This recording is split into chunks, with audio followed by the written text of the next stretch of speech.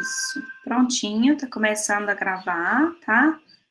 A aula, eu vou só chamar aqui o pessoal da turma, tá? Quem tiver aí presente, por favor, fale presente, tá?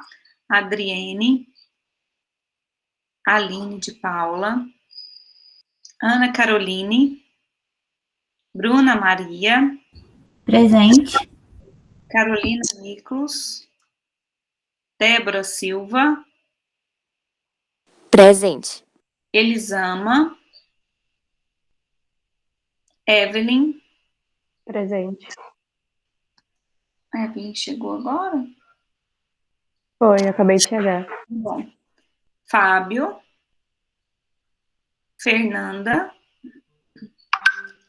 Francisco,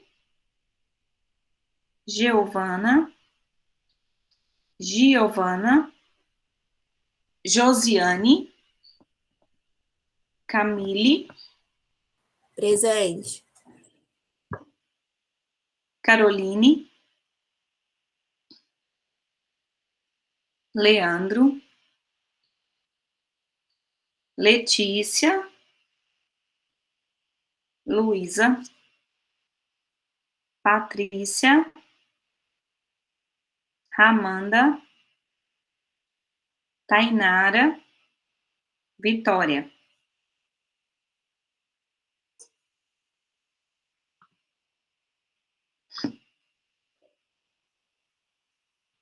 Eu vou apresentar a tela para vocês, tá?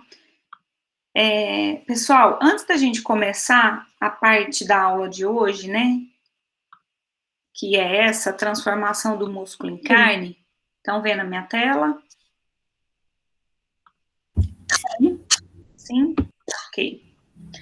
Eu gostaria de perguntar para vocês o seguinte, né, as aulas da semana passada, vocês têm alguma dúvida? Conseguiram finalizar, fazer a atividade tarefa 3, 4, né? Tarefa 4. Tem alguma dúvida? Precisa de alguma ajuda? Lembra que na última tarefa eu dei 10 dias para fazer, justamente porque ela precisa ser feita com um tempo maior, com conhecimento, com leitura, assistindo os vídeos, né?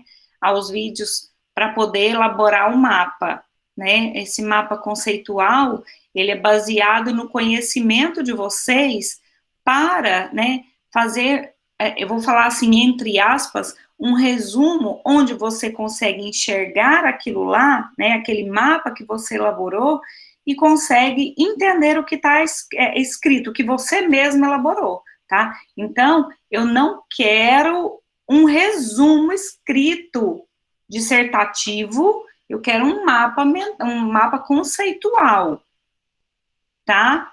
Veja bem, o que vocês vão me entregar é um mapa, e não um resumo ou uma redação, tá? Ou uma resposta de uma pergunta. A resposta da pergunta, ela vai ser dada pelo mapa. Então, gente, precisa de tempo e precisa da minha ajuda se vocês tiverem necessidade, tá? Como eu disse para vocês, estou aqui. Lá no primeiro dia de aula, eu coloquei para vocês os dias que a gente poderia conversar se tivesse dúvidas, né? E até então ninguém me procurou, então eu penso que deve estar tudo bem, tá? Mas vocês precisam ir me avisando caso seja necessário, tá bom? Então, na última aula, eu passei para vocês a conversão do músculo em carne, né? Então, na semana passada, para fazer uma recordação da semana, né? Nós falamos, então, dos tecidos que compõem as carnes, então, tecido epitelial, tecido nervoso, tecido conjuntivo e tecido muscular, né? Juntamente com o tecido muscular, nós falamos da fibra muscular e da contração do músculo em carne. Por que nós falamos da contração do músculo em carne? Porque a maneira com que é realizada, né, a partir do abate do animal, essa conversão que a gente vai falar hoje, ela vai ser dependente do que acontece nessa contração muscular, e principalmente enquanto o músculo vai permanecer relaxado após a ocorrência da transformação do músculo em carne, tá? Por isso, então, que a gente falou aquilo tudo para chegar até a aula de hoje, tá certo? Então, vamos lá, gente. Transformação do músculo em carne e rigor mortis. Então, veja, quando falamos do músculo, né, do tecido muscular, o que foi falado, então, para vocês? Que esse músculo é constituído de várias partes, tá? Essas partes, elas são necessárias para que haja a contração e relaxamento muscular para o animal, então, enquanto vivo, para realizar os movimentos, tá? Então, pensando em tecido muscular, e após o abate, porque aí é que vai ocorrer toda a questão da transformação do músculo em carne, né? Então, a gente tem, fazendo ainda uma recordação, o músculo como um todo, que é recoberto pelo epimísio, que é um tecido conjuntivo, tá? O músculo é formado por feixe de fibras musculares, que por sua vez é envolto, né, de outro tecido conjuntivo denominado perimísio, tá? Esse feixe de fibras, como o próprio nome diz, né, ele é formado por fibras musculares. Essas fibras musculares também têm um tecido conjuntivo que as envolve, né, e esse tecido conjuntivo é denominado endomísio, tá? Além disso, a fibra muscular, ela, assim como qualquer outra célula, ela possui uma membrana, né? Essa membrana na fibra muscular, ela é denominada sarcolema, tá? E internamente existem, né, a fibra muscular, ela é multinucleada, né, internamente tem um líquido onde estão embebidas essas proteínas, no caso da fibra muscular, que fazem parte da fibra, né, e esse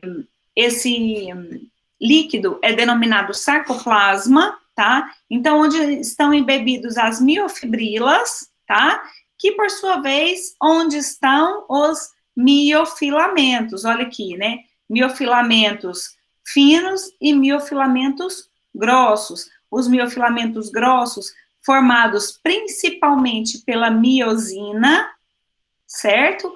A miosina é formada, essa parte aqui mais globular, pela cabeça da miosina ou meromiosina pesada, e uma parte fibrilar, né, que é denominada meromiosina leve, tá?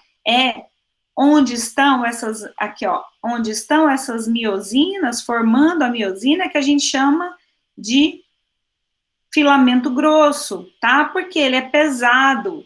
No microscópio, a gente enxerga essa parte mais escura, olha lá, ó, essa parte aqui, essa parte que eu estou marcando, tá? Vamos ver aqui o nome dela, olha lá, ó, como banda A, tá? Então, do começo ao fim da parte escura, tá? A gente chama de banda A. Estou fazendo uma recordação, tá? Uma lembrança. Aqui, gente, ó, então, vamos fazer uma seta. Olha, veja bem, essa é a banda A, tá bom?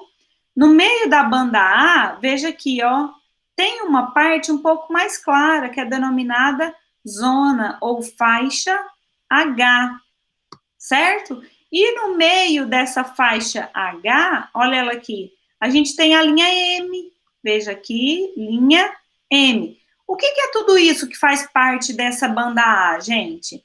Tudo isso que faz parte da banda A está dentro do que a gente chama sarcômero, mas não só isso. Eu vou apagar esse M aqui, ó, gente. Vou colocar ele para cima para não tampar o nome sarcômero, tá? Vou colocar aqui, ó. Então, aqui eu tenho a linha M, tá certo? Então, essa parte escura que a gente enxerga no microscópio, ela é formada principalmente pela miosina, tá? Que é o miofilamento grosso. Ah, professora, mas eu tô vendo uma outra parte aqui. Sim, você está vendo uma outra parte que faz parte da banda A, mas que não necessariamente é ela, que é essa parte aqui, tá vendo em verde, gente, ó? Vocês estão conseguindo entender? Olha lá, ó, e continua para lá, ó, continua para lá. Então, isso aqui que está em verde é o miofilamento fino. Então, veja ele aqui e vejam ele aqui, tá? O miofilamento fino, ele está aqui, ó, presente, daqui até aqui, tá? E no meio dele, veja aqui, ó, tem o que a gente chama, olha aqui, tudo em verde, tá? Ó, aqui e essa parte aqui, ó, que é a linha Z. O que é a linha Z? A linha Z é aliás, tudo que eu tô falando aqui é proteína, tá, gente? Então, veja, a linha M é um conjunto de proteínas que fazem parte nesse formato, então ela tá aqui, ó, né? A linha M segurando a miosina nesse formato. A linha Z tá aqui presente, né? Então são proteínas que seguram esse miofilamento fino. Então veja, o miofilamento fino, ele é composto aqui, ó, pela actina, que ela tem dois formatos, né? A actina F, que faz esse fio duplo, tá? E a actina G, que é globular, tá? Além disso, o miofilamento fino, juntamente com ele, a gente tem outras duas proteínas que são necessárias para que ocorra a contração e relaxamento. A troponina, que é composta por 3 partes, a proteína C, proteína T e proteína I, tá bom? E também por outra partezinha que vai ligando essas troponinas à actina, a esse filamento de actina, que é a tropomiosina. Então, de tempos em tempos, ela vem amarrando a actina e colocando aqui em pontos específicos a troponina, tá? Então, é como se eu tivesse assim, ó, um outro fio ligando, então o fio seria a tropomiosina, e essa bolinha aqui em verde, a troponina, e de novo ela aqui, tá? Então, veja como ela acontece. Esse aqui, ó, seria o miofilamento fino, que está presente aqui, formando essa outra parte que a gente chama de banda I. Olha ela aqui, ó. Tá vendo ela aqui? A banda I, e no meio dela eu tenho a linha Z, tá? Então, veja, na parte clara, ó, eu tenho a banda I, composta pelo filamento fino, composto por actina FG, troponina CTI e tropomiosina, tá? Agora, veja bem, gente, eu vou até mudar de cor. Então, lembra que a gente está fazendo um apanhado das aulas anteriores, tá? Vou colocar em vermelho. De uma linha Z até a outra linha Z, e ela se repete, tá vendo aqui, gente, ó? Ela se repete. Ó, professora, mas só tem uma miofibrila? Não. A miofibrila, ela, ó, aqui tem outra miofibrila, aqui tem outra miofibrila, aqui tem outra miofibrila, tá? Um conjunto de miofibrilas forma uma fibra muscular, tá bom? E o sarcômero, ele se repete, então, essa linha Z se repete lá na miofibrila, formando o que a gente chama de sarcômero. O que é o sarcômero? É a unidade de contração muscular, é a unidade de contração do músculo. Veja bem, então, o que acontece quando há contração muscular? Essa parte aqui, ó, que é denominada faixa H, ou zona H, quando o músculo está contraído, há o deslizamento dos músculos, do filamento fino pelo filamento grosso, então faz isso aqui, né? Contraiu, relaxou. O que acontece com a faixa H quando o músculo está contraído? Aparece mais ou menos no microscópio. O que vocês acham?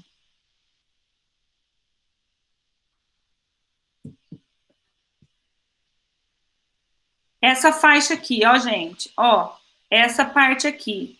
Se o músculo está contraído, a gente vê mais ou menos essa faixa H?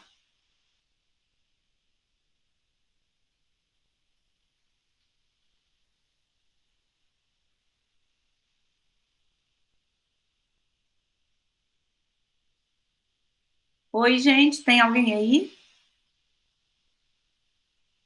Sim. A gente enxerga o músculo contraído mais ou menos a faixa H.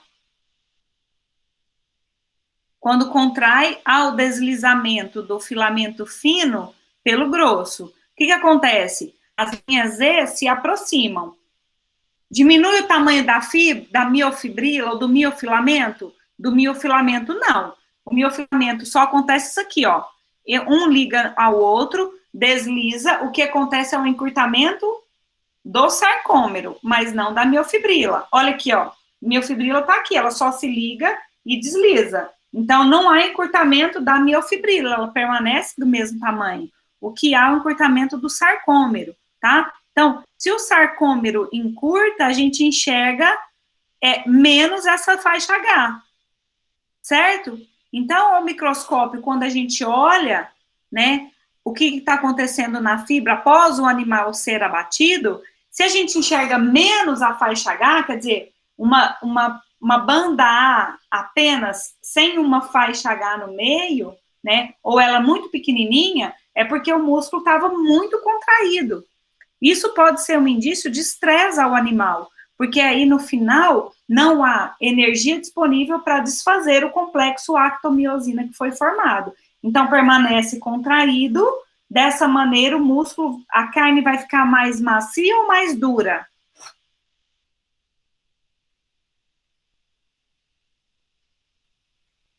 Acredito que vai ficar mais dura. Mais dura, porque o complexo actomiosina foi formado e nada mais desfez esse complexo, certo? Então, no animal vivo, o que acontece para que haja contração e relaxamento do músculo? Então, né? Deixa eu ver a hora aqui, gente. Então, o estímulo nervoso, esse estímulo vai ser passado por todo o sarcolema, né? Vai chegar até a placa motora constituído pelos túbulos T, cisternas terminais e retículo sarcoplasmático. O retículo sarcoplasmático, estando, né, recebendo esse estímulo, ele libera o cálcio para o sarcoplasma. O cálcio, ele vem aqui, ó, se aloja aqui juntamente com a troponina, modifica a estrutura do filamento fino, tá? Porque ele está estimulado com esse cálcio, então muda a conformação desse miofilamento fino.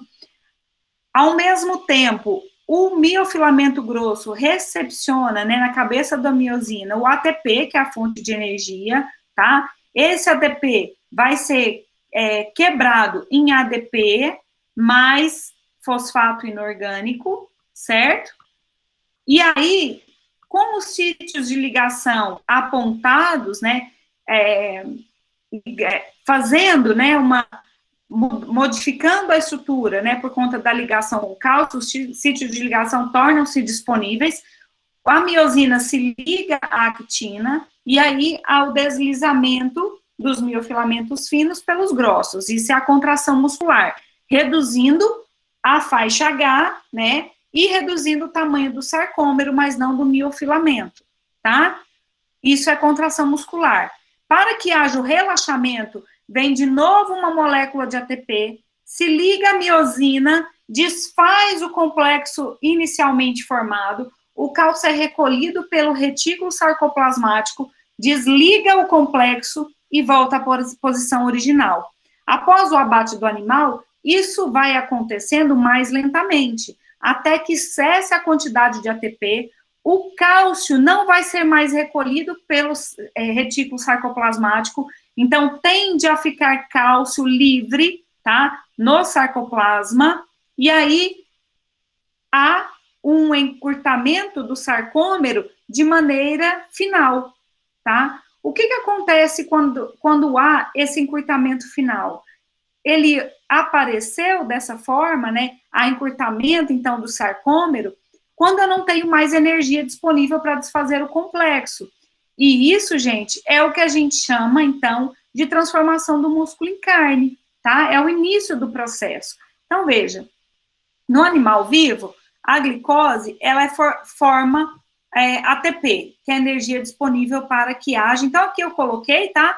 A parte bioquímica do processo, né? Mostrando que, a partir da glicose, tá? Há a produção do ácido pirúvico para formar ATP, certo? Quando, então, veja aqui, é o que está mostrando aqui. Em condições aeróbias, a glicose é quebrada, forma o piruvato. No final, há a produção de ATP, né? E há a respiração. Então, libera acetilcoenzima A e a água mais gás carbônico, certo? Por quê? Porque estamos em condição aeróbia, o animal respira normalmente, está funcionando tudo de forma normal. Esse ATP criado, ele vai para o músculo para que haja a contração e em seguida o relaxamento muscular, tá?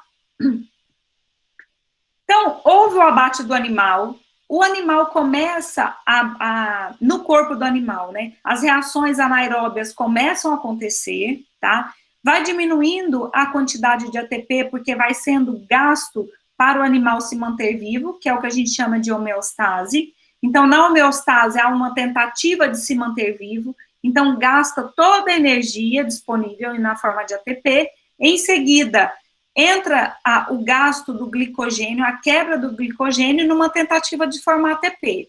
Só que em condições anaeróbias, né, esse piruvato, né, formado a partir da quebra da glicose, ao invés de formar ATP, começa a formar ácido lático, certo? Aonde está esse ácido lático? Isso aqui é o princípio da cãibra, tá, gente? Quando a cãibra é porque acumula ácido lático, é um músculo cansado, que não tem mais reserva de energia, enfim. No animal vivo, se há formação de ácido lático, a corrente sanguínea vem, tira esse ácido lático do músculo, leva para o fígado, e lá no fígado, há o que a gente conhece, né, como uma via metabólica, que é a gliconeogênese, quer dizer, é a formação de novas moléculas, né, de glicose, né, e aí formando a glicose, ela volta lá a produzir o ATP, isso se o animal tivesse vivo, né, mas o animal já abatido, não tem mais oxigênio, diminui a pressão arterial, a corrente sanguínea começa a ficar mais lenta, né, então esse ácido lático começa a acumular no músculo, tá? E aí, ele acumulando no músculo, o que acontece com o pH? Cai, porque está produzindo ácido lático, tá? Então, esse pH caindo, e o normal é ele cair em torno de 5,7, 5,8, até 5,8 e 0,7, né? 5,87, desculpa, né? Em torno desse pH, um pH normal. Aí, já não tendo mais condições para que haja, né, a transformação da glicose em ATP, há uma formação permanente de actomiosina, tá? E o músculo permanece contraído, tá bom? Isso porque, qual é o fenômeno principal de todas essas reações? É a queda do pH, tá? Então, veja bem, após a morte do animal, há uma série de reações fisiológicas e bioquímicas como a tentativa de manter a homeostase do animal se manter vivo, tá? Não tendo mais essas condições, a queda do pH, tá? Que é o fenômeno principal para o acúmulo do ácido lático no músculo, tá bom? O que é determinante? Olha aqui, ó, determinante para a qualidade da carne. A velocidade com que há esse abaixamento do pH e o seu valor final, tá? Por que o valor final é importante? Por que a velocidade de abaixamento é importante? Já entrando um pouquinho na próxima aula, tá? A velocidade de abaixamento é importante porque o animal, né, após o abate, ele tem temperatura corporal em torno, então, de 37 graus, certo? Quando há essa queda rápida do pH, principalmente na primeira hora após o abate, o que acontece? Acontece que o músculo, né, ainda quente e o pH caindo, né, a desnaturação proteica. E aí, professor, o que acontece? O que é desnaturação proteica? Vocês lembram?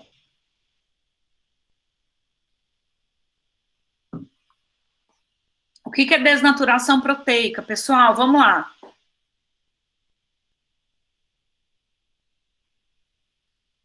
O que é desnaturação?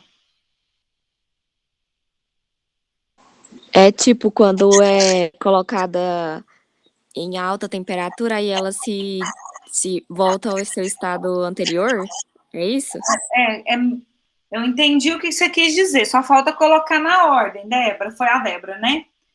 O que é desnaturação? Isso. Por algum motivo, e geralmente é pela temperatura, né, mais alta, a proteína, por conta dessa temperatura, ela desestabiliza o formato original, modifica o formato original, que pode ser reversível ou irreversível. No caso de carnes, é irreversível, né? Eu sempre gosto de dar o exemplo do ovo.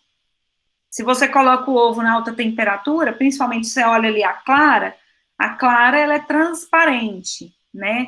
Quando você coloca em temperatura mais alta, ela fica mais dura, né? Ela não fica viscosa, então ela fica durinha, né? Mais rígida, e aí ela fica com uma outra coloração. Se você colocar na água essa clara e mexer, ela não vai voltar para o formato original. O que aconteceu? Uma desnaturação da proteína, tá? Que nesse caso é irreversível. Nas carnes acontece a mesma coisa, tá? Então, gente, se nas carnes há desnaturação proteica, e por que houve desnaturação proteica? Porque o músculo estava com uma alta temperatura e por algum motivo, geralmente, o motivo é estresse, né? Por que o estresse? Porque ele ocorre duas partes importantes. Ou há um aparecimento de carne DFD ou PSE, tá? Então, eu disse para vocês que o valor final, né, ideal é em torno de 5,7 de pH na carne, em carnes de maneira geral, tá? Nos pescados, inclusive, tá bom? Apesar disso, no pescado tem muita variação de pH, tá? Entre as espécies diferentes, tá bom? Então, em torno de 5,7 de pH final. Se esse pH fica muito abaixo de 5,7, né, existe um outro parâmetro que a gente tem que analisar, que é o ponto isoelétrico das proteínas. O que é ponto isoelétrico das proteínas? É quando a gente tem cargas positivas igual ao número de cargas negativas, então torna-se eletricamente neutras. E o que acontece com isso? Se eu não tenho carga elétrica para fazer ligação, nesse caso com a água, por exemplo, que é proteína ligada à água, né? O que vai acontecer na proteína? Ela não segura a água, porque não liga, porque não tem disponível, eletricamente falando, partes para se ligar. Então, o que acontece? Com o pH abaixo de 5,7, então mais ou menos 5,3, 5,4, que é o ponto isoelétrico das proteínas, né, miofibrilares, há então uma perda de água, tá? E o que acontece com essa perda de água? Né? Acontece porque eu tenho uma baixa capacidade de retenção de água pela proteína, a proteína perde água, se ela perde água, ela perde coloração, pigmento, que é na forma de mioglobina, então ela fica mais clara, ela fica flácida porque perdeu água, tá? E aí, o que acontece com a carne depois que você tem essa situação? Ela fica ressecada, né? Depois que você faz o tratamento térmico. Isso acontece, a gente consegue ver bem, né, na carne suína, na carne de frango, tá? Principalmente no peito e principalmente no lombo, tá bom? Ali na região do contrafilé, no suíno, tá? Então, a gente tem o que a gente chama, nessas condições, de carne PSE, tá bom? A gente já tá entrando na qualidade de carne aqui, né, gente? O que é a carne PSE? É a carne pale, pálida, soft, na verdade, soft, por tradução, seria macia, mas não é esse caso, tá? Na verdade, é flácida, tá? Pálida, flácida e exudativa, quer dizer, que libera muito mais água do que ele liberaria se tivesse num pH normal, tá? Ao passo que, se eu tenho um pH muito alto, né? Gente, o que acontece para acontecer essa condição aqui? Vocês acham que eu tinha, para baixar muito o pH, tinha muito ou pouco glicogênio, carboidrato disponível? Se caiu muito o pH, eu tinha muita quantidade de glicose e glicogênio ou pouca?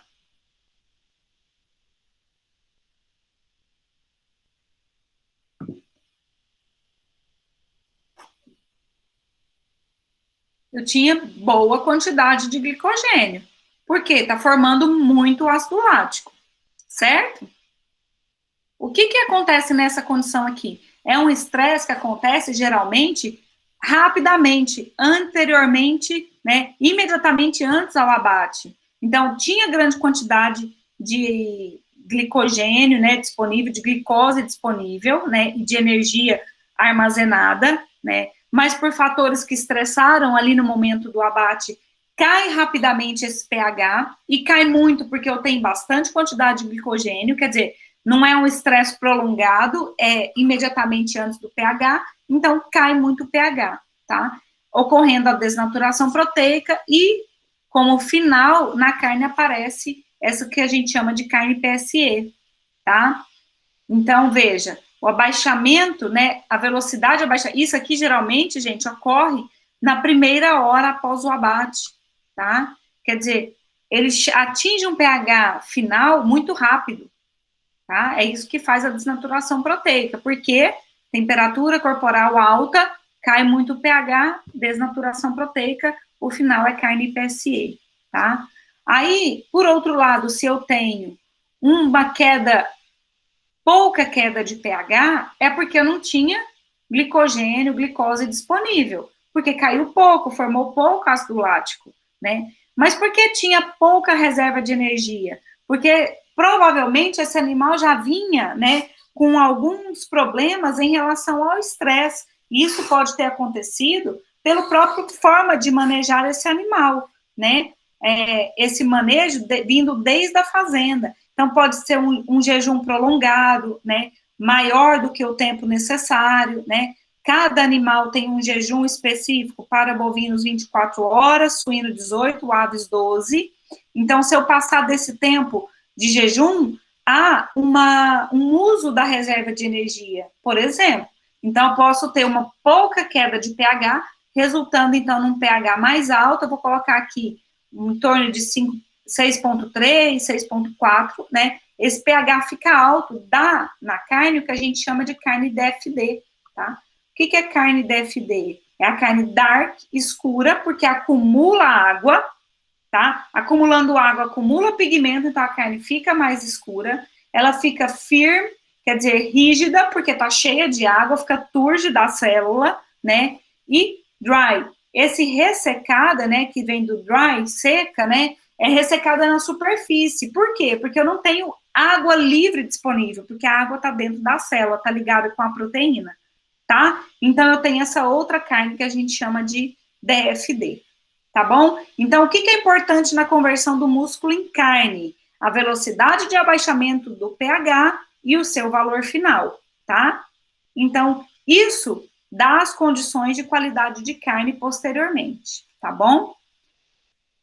Aqui, mais uma vez, gente, o que é a conversão do músculo em carne? Então, após o abate do animal, né, realizado pela sangria, ocorrem modificações, tá bom? Que a gente chama de fase pós-mortem, após a morte do animal, né? Onde não é remoção, porque ninguém vai lá e tira, né, mas a saída de sangue, né, do corpo do animal, em torno de 50% a 60% do sangue corporal sai, tá? Isso é importante, né, essa quantidade de sangue sair para aumentar a vida útil da carne, porque grande quantidade de sangue acumulada na carcaça diminui a vida útil, porque o sangue é um ponto, né, importante para que, se houver contaminação, essa contaminação, né, essa bacteriológica, geralmente, ela usa esse sangue para o seu desenvolvimento, tá? Então, logo após o abate do animal, né, com essa saída de sangue do corpo do animal, a energia é interrompida, né? Então, o suprimento de oxigênio inicial para o metabolismo aeróbio passa a ser anaeróbio, com o final produzindo ácido lático, né? E o resultado disso é a queda do pH, tá? Então, na tentativa de suprimir sangue necessário para que leve oxigênio à célula, né? Há o aumento do batimento cardíaco inicial e os vasos se contraem, libera o sangue, né? Então, há o acúmulo do ácido lático, que não vai poder mais ser removido do fígado, e ele acumula na musculatura, tá bom? Então, esse acúmulo do ácido lático na musculatura é que faz a queda do pH, e a velocidade de queda do pH e o seu valor final são importantíssimos quando há a conversão do músculo em carne, tá? Porque determinam a qualidade final dessa carne. Pessoal, alguma dúvida por enquanto? Até o momento, não. Veja bem, o teor de ácido lático presente no músculo determina a velocidade de instalação do rigor mortis e o pH final da carne. Esse valor final do pH depende, então, da quantidade de glicogênio presente no músculo antes da morte do animal. Por que do glicogênio? Porque é reserva de energia, tá? Então, essa reserva de energia interfere naquela qualidade ou normal do pH final 5,7 ou abaixo, que chega próximo ao ponto isoelétrico, ou muito acima, formando carne, por um lado, PSE ou DFD, tá? Ah, essa carne é ruim para comer? Não é que ela é ruim em relação à qualidade dela, né? Ruim em termos de microbiologia, talvez não, né? Porém, a gente pode ter sim, né? Tendo uma quantidade de água maior saindo do músculo, pode ocorrer uma contaminação mais acelerada ou menos acelerada. Vai depender de cada caso, como está também as condições higiênico-sanitárias do ambiente, do local, do manipulador, tá? Mas o que acontece, então? Quando a gente tem o pH final instalado, é o que a gente tem, e a gente chama de rigor mortis, né? O rigor a gente chama de rigor mortis. O que é esse rigor mortis? É a rigidez cadavérica que acontece na conversão do músculo em carne. Já já a gente fala dele agora, né? Já já a gente fala do rigor mortis, o que acontece, e das fases do rigor. Então, pH fisiológico no animal vivo 7, pH final 5,7, 5,8, tá? O que é a instalação do rigor mortis, gente? Então, rigor mortis, rigidez cadavérica. Quando o pH atinge valor final, após, então, reações pós-mortem, né? O mecanismo da contração e do relaxamento foram interrompidos, né? Porque não tem mais fornecimento de energia. Há uma formação irreversível do complexo actomiosina, então há uma rigidez na musculatura. Lembra que para desfazer o complexo actomiosina, a gente precisa de ATP, certo? Porque a gente precisa de energia para quebrar a ponte formada e voltar a ter relaxamento muscular. Sem energia, o músculo permanece contraído, quer dizer, há essa formação do complexo actomiosina irreversível.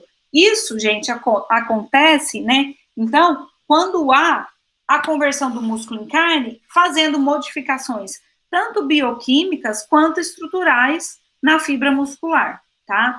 Então, quais modificações bioquímicas ocorrem?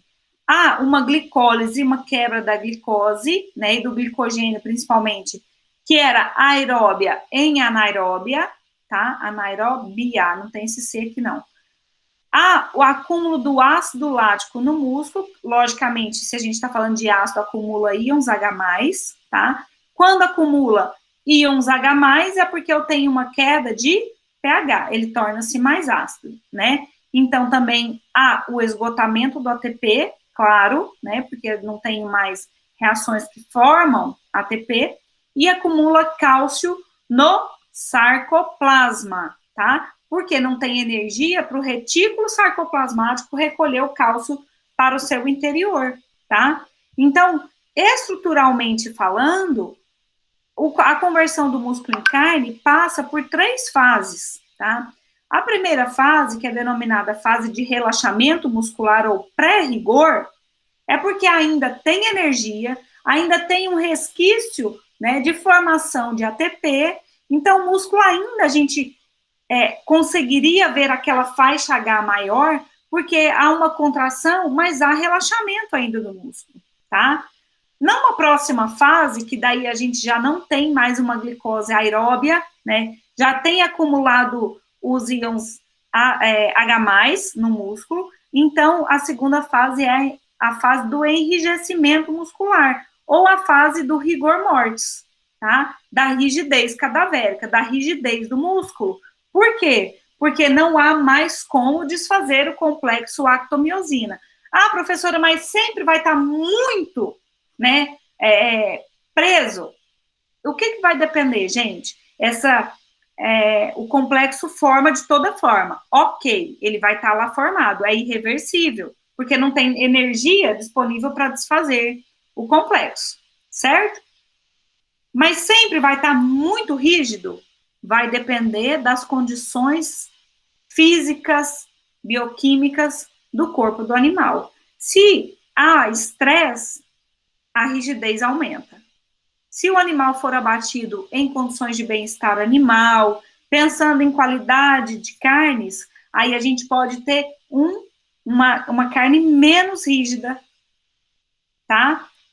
Veja bem, e aí eu tenho depois a fase 3, ainda na conversão do músculo em carne, que há um amolecimento dessa rigidez que houve anteriormente pela atuação das enzimas. Aonde estão essas enzimas? Essas enzimas estão na fibra muscular. No animal vivo, elas têm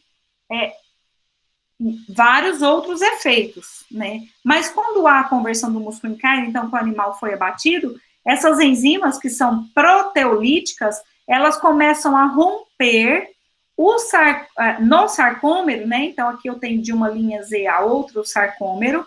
Então, eu tenho a miosina, né? E a actina, formando os miofilamentos grossos e os finos, né?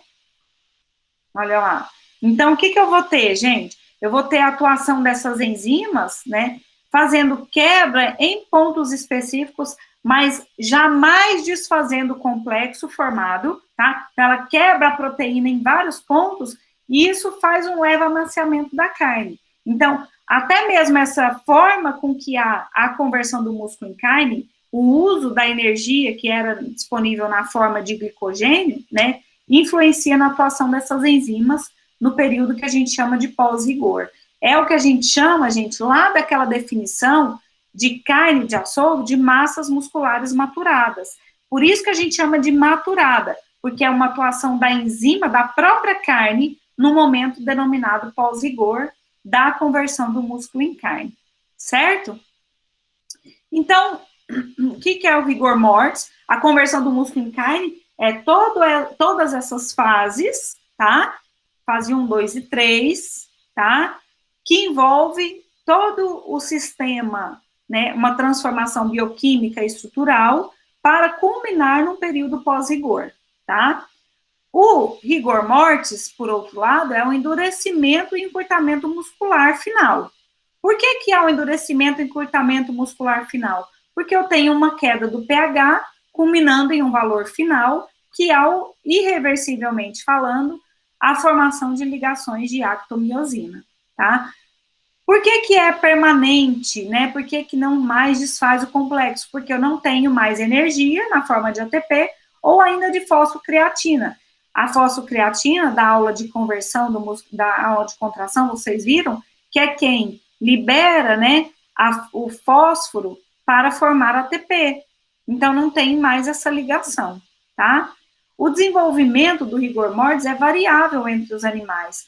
Num animal maior de tamanho, demora mais para que ocorra o rigor mortis. Isso acontece no peixe também, tá? Então, rigor mortis para o bovino, ele vai acontecer de 24 a 48 horas, para entrar no período pós-rigor, tá?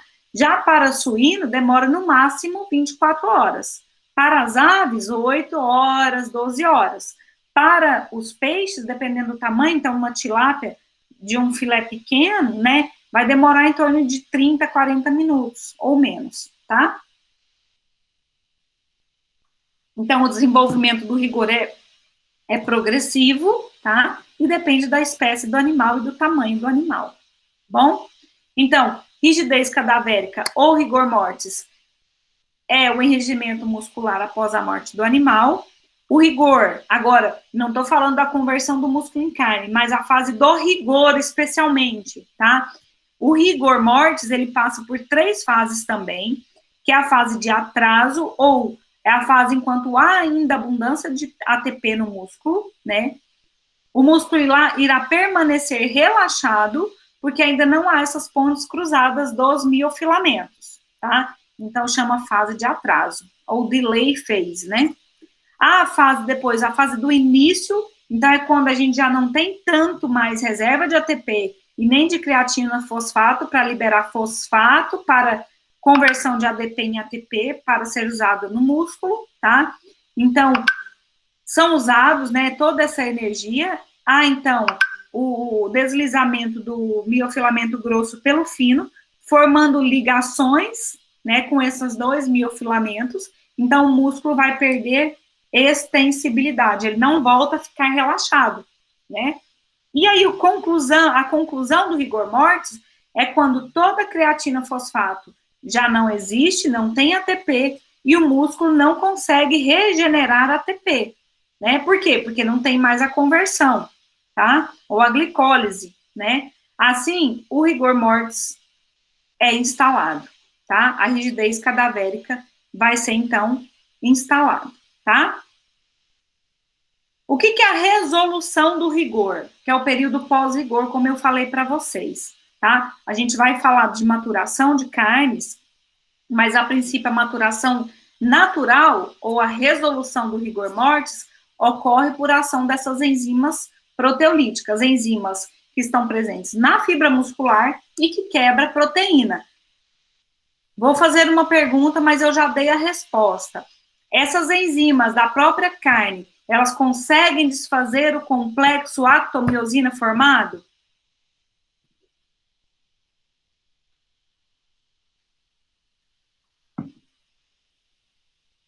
Importante, gente. As enzimas proteolíticas desfazem essa ligação de actomiosina? Não. Ela quebra pontos específicos da proteína, fazendo e promovendo um desarranjo da estrutura miofibrilar. Então, há uma leve maciez na carne no período pós-rigor por isso, mas não desfaz o complexo actomiosina, tá? Aí, gente, aqui, ó, vou parar por aqui. Lembra que essa parte eu não falei. Quando tem acumulado cálcio, porque há essas reações, né? Então, não tem mais como recolher o cálcio do sarcoplasma. Esse cálcio, ele é importante ficar no sarcoplasma, porque as enzimas, né, que atuam quebrando essa proteína, desfazendo o arranjo miofibrilar, elas são importantes porque elas são ativadas pelo cálcio, tá? Então, existe um grupo de enzimas chamado enzimas ativadas pelo cálcio, né, que quebram em pontos diferentes essas proteínas do músculo, então, do disco Z, nesse caso aqui, da troponina T, da tropomiosina, da desmina, e tem também as catepsinas, que também são enzimas importantes para degradar as proteínas do músculo, tá? Mas essas não são os fatores principais de maturação. Os fatores principais de maturação são as enzimas denominadas calpaínas, elas são ativadas pelo cálcio, elas são enzimas citoplasmáticas que atuam enfraquecendo o disco Z, quer dizer, olha aqui, isso é importante, gente, ó, ela enfraquece o disco Z, então melhora a desestabilização do disco Z para voltar num formato original, e aí ocorre de maneira melhor essa maciez pós-rigor, tá?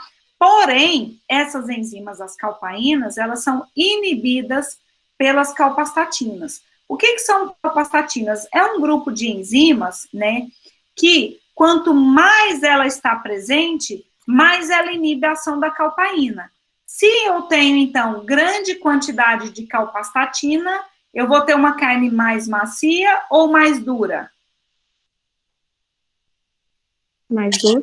Mais dura, porque eu tenho grande quantidade de calpastatina inibindo as calpaínas, que são responsáveis principais pelo amaciamento pós-rigor, tá? Então, o que acontece, gente? Existe um grupo eu já falei sobre isso, né?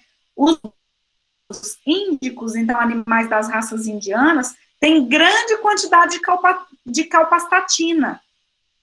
Por isso, gente, naturalmente falando, animais das raças indianas produzem carnes mais duras que animais das raças taurinas, ok? Então, pessoal, É isso que eu tinha para falar hoje, sobre a transformação do músculo em carne rigor mortis, tá? A gente já entrou um pouquinho aqui na maturação, tá? E aí fica um pouquinho para a próxima aula. Próxima aula, maturação, qualidade de carne e abate, tá? Para a gente chegar no processamento, que já está passando de hora já. Beleza, gente? Dúvidas, pessoal, com isso? Vocês têm dúvidas? Vou parar aqui a apresentação dos slides e vou colocar essa gravação, tá? Vou finalizar aqui a gravação da aula. E já vou falar tchau aqui, mas vou continuar só para poder parar a gravação, tá? Então, tchau para vocês.